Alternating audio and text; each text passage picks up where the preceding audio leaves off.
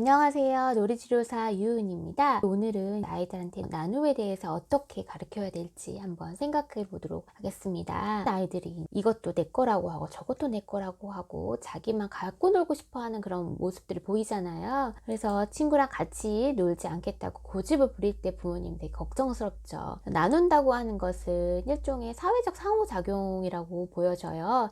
일찌감치 갓난아기 때부터 보이기도 합니다. 생후 8개월 된 어린아이가 자신의 음식이나 물건을 부모님이 나눠주는 행동이 이제 그 예가 될 수 있겠죠. 하지만 유아기에 들어서면서 이 나눔의 행위가 좀 적기도 합니다.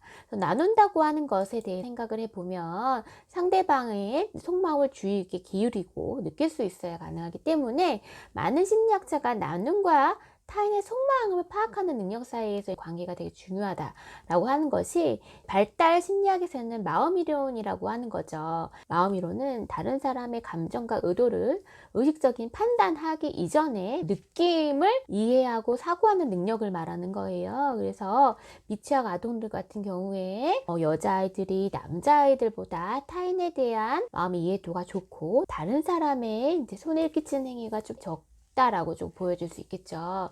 아이들이 자기 것을 나누려고 하지 않는다는 것은 어떤 희생이 따른다는 것을 알기 때문이 그래요. 만약에 나눔의 상황과 희생이 무관할 경우에는 자기 것을 나눠주는 경우가 더 많이 있다고 보고하고 있습니다. 그래서 예를 들어 과자가 아주 많이 있다면 아이가 나서서 다른 사람들에게 과자를 나눠줄 확률은 높아지겠죠. 그때 이제 한정되어 있기 때문에 아이들은 나눠주면 내가 좀 피해를 입는다는 생각이 있어서 좀 나누는 것을 못하게 되는 경우가 많이 있을 것 같습니다. 아이와 함께 누리는 것에 대한 즐거움을 느끼게 하는 것은 우리가 해줘야 될 방식인 것 같습니다. 아이가 다른 아이들과 나누는 것을 거부할 경우에 많은 부모님들께서 자꾸 너가 혼자 다 가지려고 하면 아무도 너랑 같이 놀고지 않을 거야.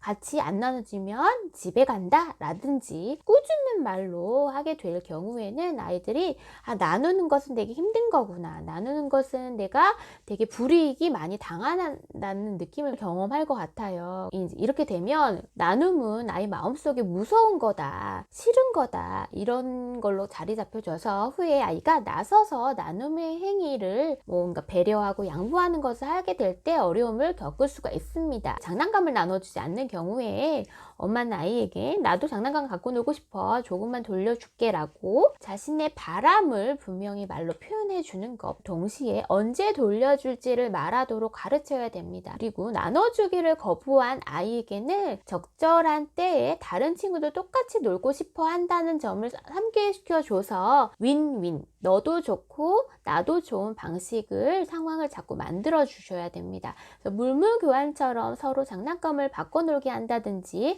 번갈아가게 논다든지 이런 것이 될 수 있겠죠.